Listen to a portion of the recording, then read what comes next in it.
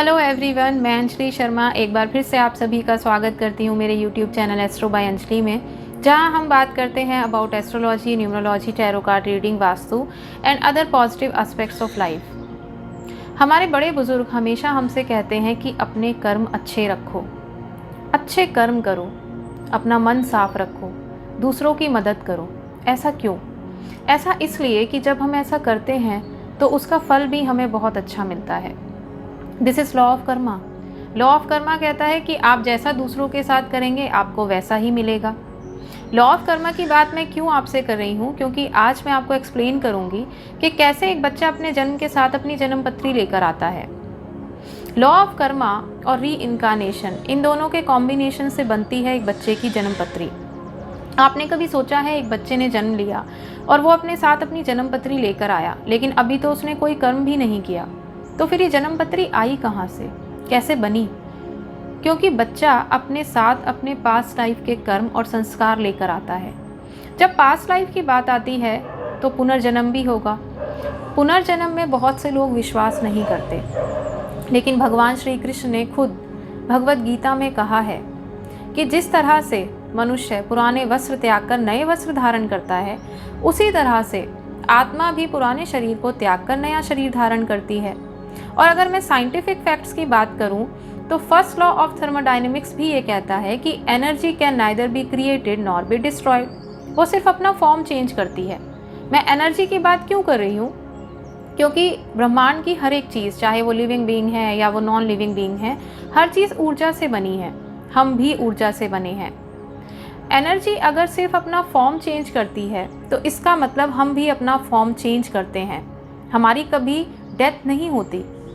As a soul हम पुरानी body को छोड़कर नई बॉडी ले लेते हैं, लेकिन जब हम नया जन्म लेते हैं तो हमारे साथ हमारे सारे पूर्व जन्म के संस्कार और कर्म के फल जाते हैं। न्यूटन का थर्ड लॉ भी ये कहता है कि each and every action has equal and opposite reaction.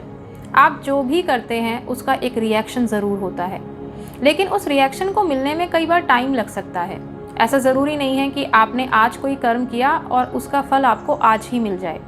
कई बार हमें कई साल लग जाते हैं, कई बार कई जन्म भी लग जाते हैं। ऐसा इसलिए क्योंकि हर एक कर्म फल के पकने का, परिपक्व होने का समय अलग अलग है, मीन्स मैच्योरिटी।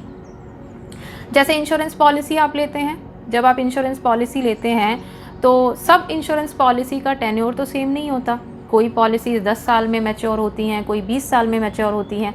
मैं इंश्योरेंस पॉलिसी का एग्जांपल इसलिए इजीली दे रही हूँ क्योंकि मैंने इस सेक्टर में काम किया है, तो मैं समझ सकती हूँ और आपको इजीली समझा सकती हूँ कि कुछ पॉलिसीज़ ऐसी भी होती हैं कि 5 साल में मैच्योर हो जाती हैं, कुछ 20 साल में, और कुछ पॉलिसी लाइफ टाइम भी होती हैं। इसी तरीके से हमारे कुछ कर्म कुछ सालों में मैच्योर हो जाते हैं, कुछ कर्म 30 साल में मैच्योर होते हैं, कुछ कर्म पूरे जीवन मैच्योर नहीं होते, उनके लिए हमें अगला जन्म लेना पड़ता है। सो बर्थ चार्ट क्रिएट होने के लिए री इनकारनेशन और लॉ ऑफ कर्मा, ये दो बेसिक फाउंडेशन हैं।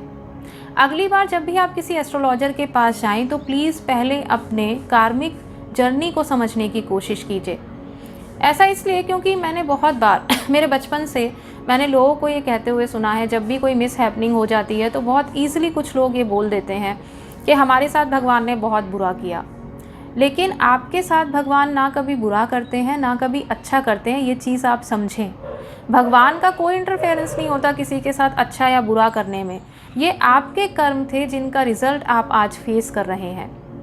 लेकिन बहुत आसानी से हम लोगों की हैबिट होती है दूसरों को ब्लेम कर देने की, क्योंकि जब हम किसी और को अपनी सफरिंग के लिए ब्लेम करते हैं तो हम बहुत कंफर्ट जोन में आ जाते हैं। मुश्किल होता है रिस्पॉन्सिबिलिटी लेना अपने कर्मों की।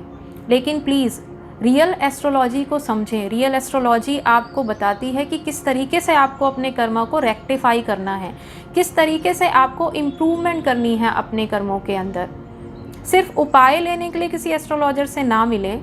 किसी एस्ट्रोलॉजर से कंसल्टेशन लेते समय आप समझें कि आप अपने साथ अपना क्या कार्मिक अकाउंट लेकर आए हैं और उस अकाउंट को कैसे आपको सेटल करना है। अकाउंट की बात इसलिए कर रही हूँ क्योंकि ईजी हो जाता है मेरे लिए भी समझाना और आप लोगों के लिए भी समझना डे टू डे लाइफ के एग्जाम्पल के थ्रू। जैसे समझिए कंपनी का क्लोजिंग बैलेंस जो 31 मार्च को होता है, वही क्लोजिंग बैलेंस ओपनिंग बैलेंस बन जाता है 1 अप्रैल को। बस इसी तरीके से जब एक बच्चा जन्म लेता है तो वो सिर्फ नया शरीर धारण नहीं करता, वो अपने पुराने जितने भी बैलेंस हैं उनको कैरी फॉरवर्ड करके लाता है अपने इस जन्म में। तभी तो जन्म के समय उसकी जन्मपत्री तैयार हुई और एस्ट्रोलॉजर उसकी पूरी डेस्टिनी उसी समय उसके पेरेंट्स को, उसकी फैमिली को डिस्क्राइब कर सकता है। तो प्लीज़ सबसे पहले अपनी कार्मिक जर्नी को समझें कि किस तरीके से आपके कर्मा को आप रेक्टिफाई कर सकते हैं।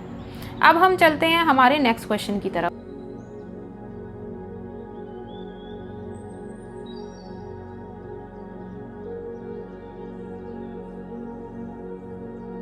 हमने ये तो समझा कि किस तरीके से एक बर्थ चार्ट क्रिएट होता है, लेकिन प्लैनेट्स का मेरे बर्थ चार्ट में क्या रोल है, अब हमें ये समझना है। जिस तरह से हमारी गवर्नमेंट सारे सेक्टर्स को स्मूथली चलाने के लिए उनके ऊपर एक रेगुलेटरी अथॉरिटी को अपॉइंट करती है, ठीक उसी तरीके से ईश्वर ने भी प्लैनेट्स को हमारे ऊपर अपॉइंट किया ताकि प्लैनेट्स हमारे कर्मों को देख सकें, उन्हें जांच सकें और उनके अकॉर्डिंग हमारी बैलेंस शीट तैयार कर सकें। For example reserve bank of India इसलिए अपॉइंट किया गया ताकि हमारी कंट्री का फाइनेंशियल इंस्टीट्यूशन, बैंकिंग सेक्टर और मॉनेटरी मैनेजमेंट इन सब को बहुत अच्छे से चलाया जा सके। इन केस अगर कोई भी प्रॉब्लम होती है, कोई भी इशू क्रिएट होता है, कोई भी बैंक अगर कोई अनएथिकल काम करता है तो रिजर्व बैंक ऑफ इंडिया उनसे क्वेश्चन कर सकता है, उन पर पेनल्टी लगा सकता है या उनके खिलाफ कोई कड़े कदम उठा सकता है। लेकिन एक इंस्टीट्यूशन पर नज़र रखने के लिए एक अथॉरिटी का होना बहुत ज़रूरी है। ठीक उसी तरीके से मनुष्य के कर्मों पर ध्यान रखने के लिए, उन्हें जांचने के लिए प्लैनेट्स का होना बहुत ज़रूरी है।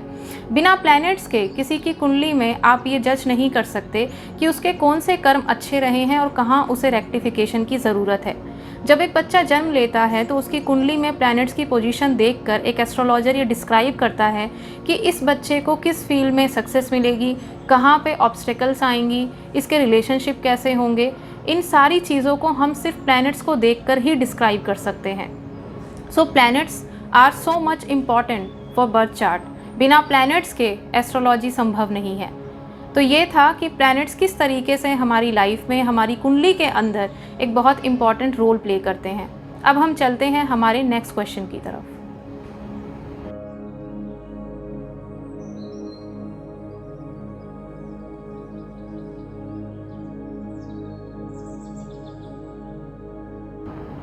अगला सवाल ये उठता है कि अगर हमारे जन्म के समय ही हमारी डेस्टिनी फिक्स है तो मैं कोई भी कर्म क्यों करूं? कोई भी कर्म करने का फ़ायदा क्या है जब सब कुछ पहले से डिसाइड कर दिया गया है कि मुझे लाइफ में क्या मिलेगा और क्या नहीं। कई बार मेरी कंसल्टेशन में लोग पूछते भी हैं कि जो प्रेडिक्शंस आप दे रहे हैं वो कंफर्म्ड हैं, ऐसा ही होगा, या फिर वो पॉसिबिलिटीज़ हैं, ऐसा होने के चांसेस हैं। इस चीज़ को समझाने के लिए मैं आपको कर्मा की 3 कैटेगरी के बारे में बताऊंगी। फर्स्ट कैटेगरी होती है फिक्स्ड कैटेगरी, मीन्स ऐसे कर्मफल जो आपको हर हाल में फेस करने ही होंगे, आप उनसे बच नहीं सकते। सेकंड कैटेगरी वो होती है फ्लेक्सिबल कर्मा की कैटेगरी, मीन्स आप अपनी लाइफस्टाइल में चेंजेस ला करके या फिर बहुत सारी अच्छी पॉजिटिव चीज़ें करके आप उन कर्मों को बियर कर सकते हैं, अपने आप को इतना स्ट्रॉन्ग बना सकते हैं कि आप उन्हें फेस कर सकें। थर्ड कैटेगरी होती है मिक्स्ड कैटेगरी, मीन्स दृढ़ अदृढ़ कर्मा। ऐसे कर्म यहाँ पर आप प्लैनेट्स के उपाय करके, उनका दान करके, उनका हवन करके, उनके जप करके अपनी डेस्टिनी में चेंजेस कर सकते हैं। अगर मेरे पास चेंजेस करने का स्कोप है इन फ्लेक्सिबल कर्मा और मिक्स्ड कर्मा, तो फिर क्यों ना मैं कर्म करूं? क्योंकि कर्म करना बहुत ज़रूरी है अगर आप अपनी डेस्टिनी को चेंज करना चाहते हैं।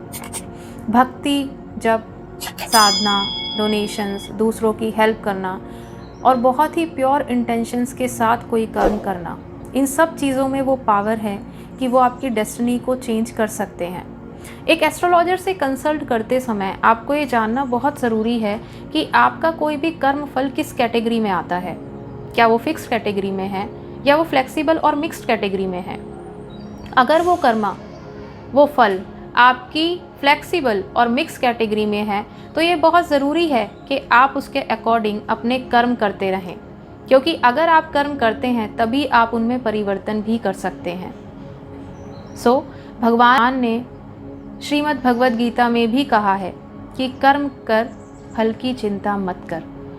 अब हम चलते हैं हमारे नेक्स्ट क्वेश्चन की तरफ, जहां हम बात करते हैं कि ये तो मैंने समझ लिया कि लॉ ऑफ कर्मा क्या कहता है, मैंने ये भी समझा कि किस तरीके से प्लैनेट्स मेरे बर्थ चार्ट में एक इम्पॉर्टेंट रोल प्ले करते हैं, और मुझे ये भी समझ में आया कि मेरी डेस्टिनी पहले से फिक्स तो है, लेकिन मेरे प्रेजेंट कर्मा उसमें चेंजेस ला सकते हैं।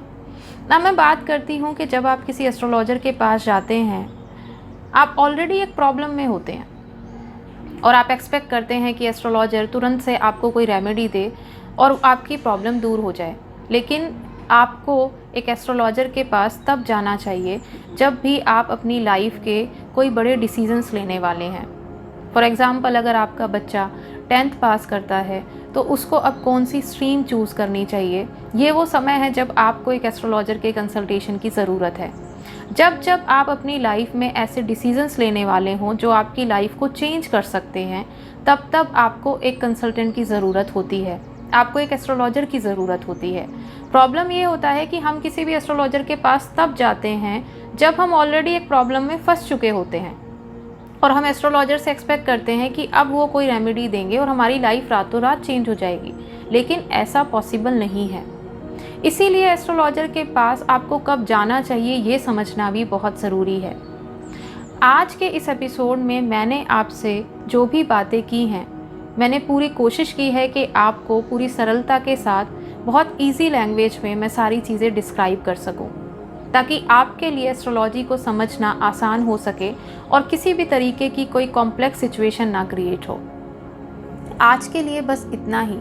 मैं आपसे मिलूंगी हमारे नेक्स्ट एपिसोड में, जहां हम बात करेंगे कि किस तरीके से अब प्लैनेट्स को मैं समझूं कि मेरी लाइफ में कौन सा प्लैनेट क्या रोल प्ले करता है। अपनी नेक्स्ट वीडियोस में मैं एक प्लैनेट के लिए एक ही वीडियो बनाऊंगी, जिस वीडियो में मैं सिर्फ एक प्लैनेट के बारे में आपको सारी डिटेल्स दूंगी, ताकि आप समझ सकें कि उस प्लैनेट्स के पॉजिटिव नेगेटिव क्या रिजल्ट्स हैं, कैसे आप उसे देख सकते हो, कैसे आप उसे ठीक कर सकते हैं। इन्हीं चीज़ों के साथ मैं मिलूँगी आपसे हमारे नेक्स्ट एपिसोड में, और तब तक बस यही कहूँगी कि मशरूफ़ ना रहो ज़माने में यूँ इस कदर कि रुखसती के बाद ना हो ठिकाना कहीं पर।